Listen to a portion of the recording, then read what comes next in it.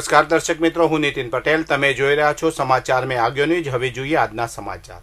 Mehsana Nagalpur road ઉપર emergency સેવામાં જઈ રહેલી 108 એમ્બ્યુલન્સને એક કાર ચાલકે બેદરકારીપૂર્વક ટક્કર મારતા અકસ્માત સર્જાયો હતો.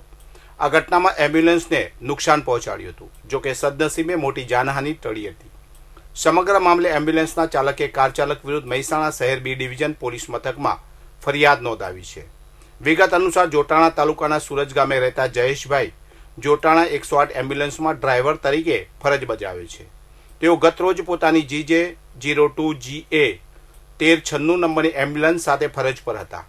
તે દરમિયાન આસજોલ ગામેથી એક ડિલિવરીના દર્દી માટે ઇમરજન્સી કોલ મળ્યો હતો. દર્દીની હાલત ગંભીર હોવાથી તેઓ સાયરન વગાડી મહેસાણા સિવિલ હોસ્પિટલ તરફ ઝડપથી જઈ રહ્યા હતા. તે દરમિયાન મહેસાણાના નાગલપુર વિસ્તારમાં આવેલી નીલકંઠ સોસાયટી પાસેથી પસાર થઈ રહી હતી. ત્યારે અચાનક સોસાયટીમાંથી બહાર આવેલી GJ02DM 1768 નંબરની કારના ચાલકે એમ્બ્યુલન્સના ડ્રાઈવર સાઈડના ભાગે જોરદાર ટક્કર મારી હતી. આ અકસ્માતને કારણે એમ્બ્યુલન્સના આગળના ભાગે નુકસાન થયું હતું. અકસ્માત બાદ દર્દીની ગંભીરતાને જોતા તાત્કાલિક બીજી 108 એમ્બ્યુલન્સ બોલાવવામાં આવી હતી અને દર્દીને સારવાર અર્થે સિવિલ હોસ્પિટલમાં ખસેડાયા હતા. ફરજમાં રૂકાવટ અને નુકસાન પહોંચાડવા બદલ 108ના ચાલક જયેશભાઈએ કાર ચાલક વિરુદ્ધ કાયદેસરની ફરિયાદ નોંધાવતા પોલીસે ગુનો નોંધી આગળની તપાસ હાથ ધરી છે. બનાસકાંઠાના અમીરગઢ તાલુકાના કાકવાડા ગામના ગ્રામજનો અને વિદ્યાર્થીઓ આજે પાલનપુર કલેક્ટર કચેરી પહોંચ્યા હતા. બનાસ નદી પર બ્રિજ બનાવવાની વર્ષો જૂની માંગ સાથે તેમણે ધરણા કર્યા અને આવેદનપત્ર સુપ્રત કર્યું. નદી પર બ્રિજ ન હોવાથી તેઓ જીવના જોખમે પાણીમાંથી પસાર થવા મજબૂર છે. કાકવાડા ગામ પાસેથી પસાર થતી બનાસ નદી પર બ્રિજ ન હોવાને કારણે વિદ્યાર્થીઓ, પશુપાલકો અને અન્ય ગ્રામજનોને ભારે હાલાકી ભોગવવી પડે છે. ચોમાસામાં વિદ્યાર્થીઓ માથે દફતર મૂકીને ઘૂંટણસમાં પાણીમાંથી પસાર થાય છે, જેને કારણે તેમનો અભ્યાસ પણ બગડે છે. પશુપાલકો અને ગ્રામજનોને સામે પાર જવા માટે 10 કિલોમીટરનો લાંબો ફેરાવો કરવો પડે છે. ગ્રામજનો દ્વારા બનાસ નદી પર બ્રિજ બનાવવાની માંગ વર્ષોથી કરવામાં આવી રહી છે.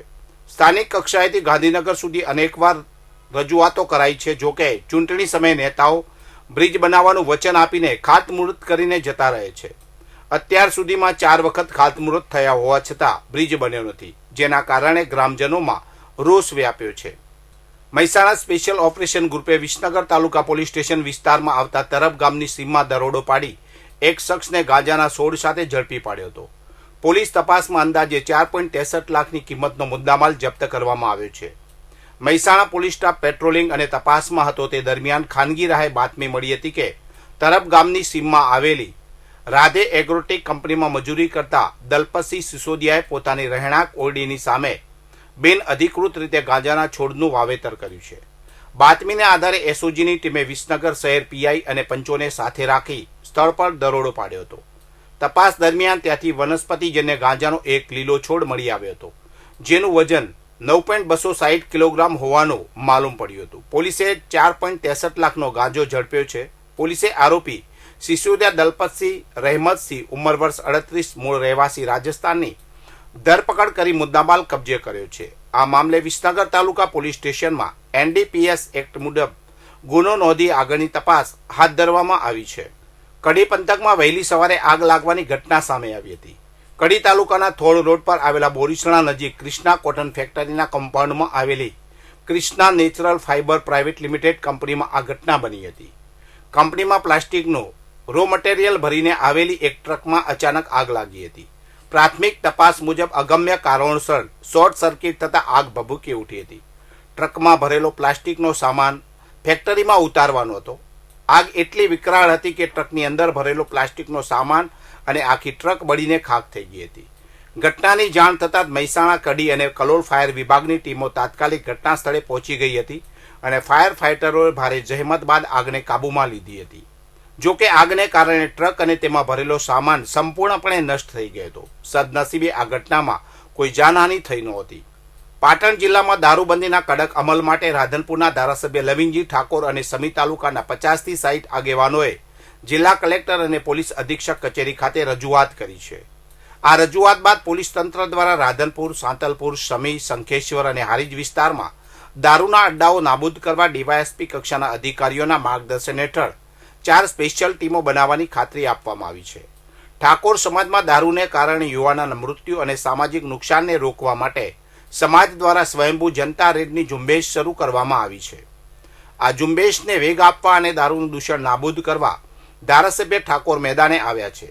ધારાસભ્ય લવિંગજી ઠાકોરે જણાવ્યું કે ઠાકોર સમાજના બંધારણ બાદ ઉત્તર ગુજરાતના 3 જિલ્લાઓમાં સમાજ જાગૃત થયો છે. ગામડે ગામડે જનતા રેડ પાડી દારૂ બંધ કરાવવાની કામગીરી ચાલી રહી છે. આ ઝુંબેશમાં બુટલેગરો દ્વારા થતી દાદાગીરીને અવરોધોને રોકવા માટે પોલીસ રક્ષણની માંગ કરવામાં આવી છે.